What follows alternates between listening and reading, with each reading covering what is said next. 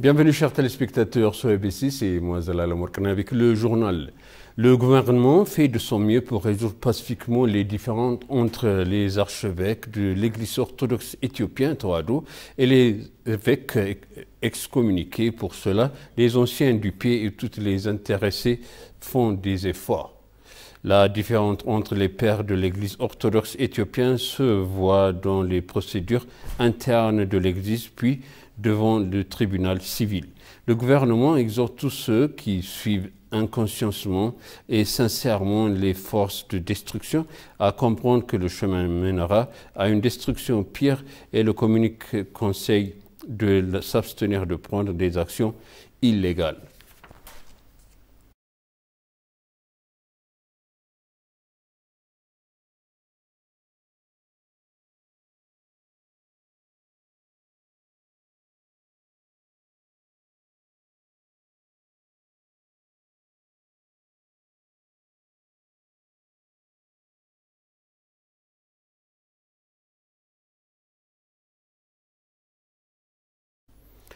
La présidente Sahle-Work Zewde s'est entretenue avec le commissaire de la Commission éthiopienne des droits de l'homme, Daniel Bekkele, docteur, sur diverses questions. Ils ont eu une discussion approfondie sur la situation actuelle en Éthiopie et sur la voie à suivre.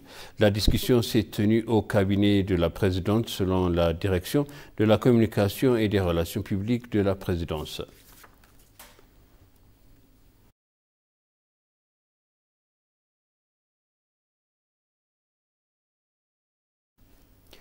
Les problèmes de paix et de sécurité en Afrique, en particulier dans la Corne de l'Afrique, sont traités de manière concentrée, a-t-il été assuré. Dans ce contexte, la discussion des décideurs politiques de la force en attente de l'Afrique de l'Est a débuté hier à Addis Abeba pour concevoir des meilleurs moyens et assurer la normalité souhaitée dans la Corne de l'Afrique.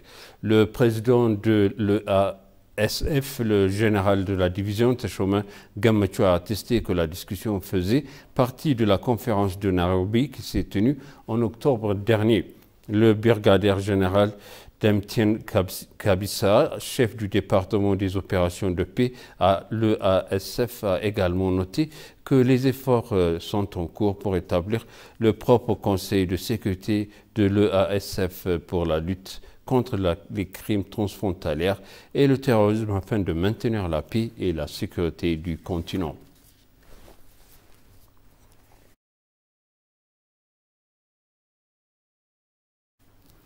L'Iran et l'Éthiopie, deux anciens et grands pays, sont des berceaux de civilisation. Les anciens royaumes perses et aksumites étaient les rares civilisations florissantes sur la terre.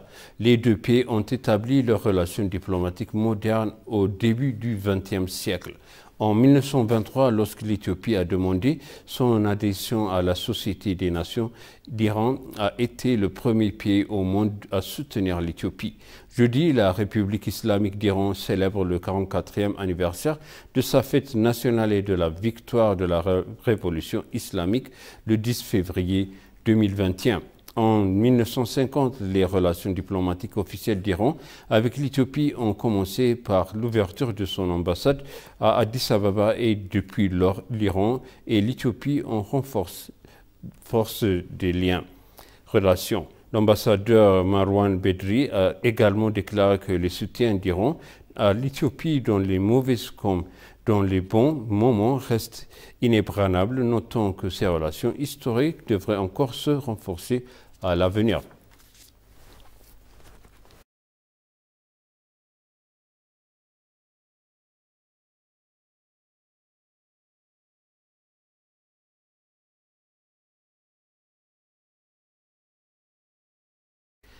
Des ambassadeurs et des hauts fonctionnaires de divers ambassadeurs du pays africain basés à Addis Abeba ont visité l'Académie africaine d'excellence en leadership dans la ville de Sululta. Lors de sa visite, le directeur de l'Académie, Meret Debebe, a déclaré que l'Institut forme des cadres supérieurs dans un centre de formation bien équipé de l'institution.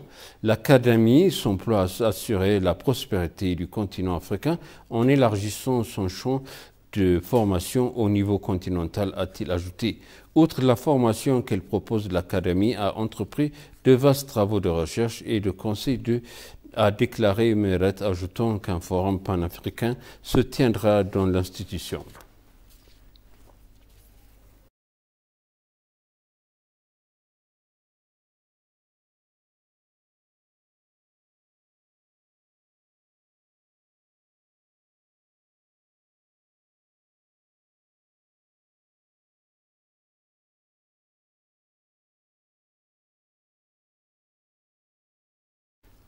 L'Académie africaine d'excellence en leadership a exprimé son vif intérêt à renforcer les capacités en travaillant avec la Russie dans la formation et la recherche, a déclaré Dr Mered Debebe, directeur de l'Académie. Mered Debebe, directeur de l'Académie africaine d'excellence en leadership, a eu une discussion avec l'ambassadeur de Russie en Éthiopie, Evgeny Terekhin. Il existe de nombreux programmes nationaux et continentaux que l'Académie prévoit de mettre en œuvre une fois de la réforme institutionnelle terminée, indiquant que l'Académie travaille avec diverses parties prenantes pour atteindre ses objectifs, a déclaré le chef de l'Académie. Selon Meret, l'Académie s'efforce également d'accomplir sa mission en établissant un partenariat stratégique avec des partenaires locaux et internationaux.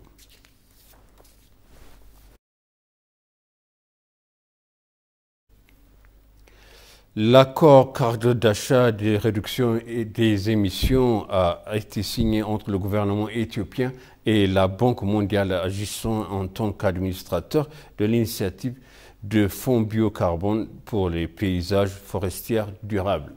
En outre, un accord spécifique de ERPA d'un montant de 15 millions de dollars américains pour la première phase du programme a été signé. Ahmed Shidi, ministre des Finances, et Ousmane Dione, représentante de la Banque en Éthiopie, l'Érythrée, Soudan et le Soudan du Sud, ont signé l'accord cadre au nom du gouvernement éthiopien et de la Banque mondiale respectivement.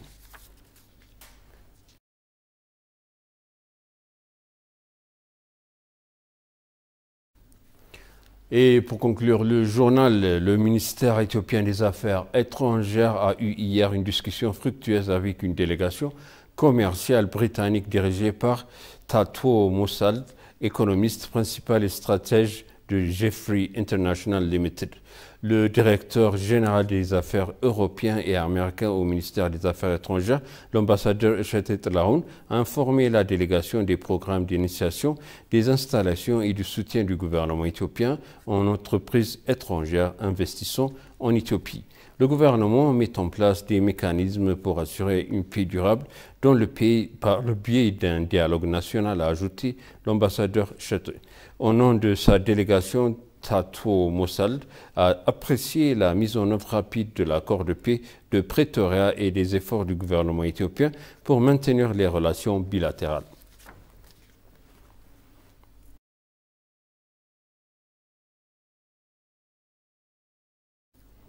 Et maintenant, je vous rappelle les titres principaux. La force en attente de l'Afrique de l'Ouest souhaite avoir une meilleure forme pour répondre aux problèmes de sécurité en Afrique.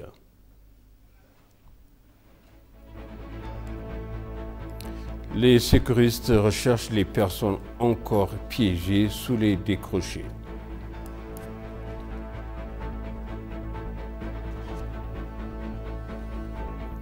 Chers téléspectateurs, ainsi s'achève le journal. C'était moi, Zalal Morkana, avec vous, et je vous souhaite une bonne suite de programme.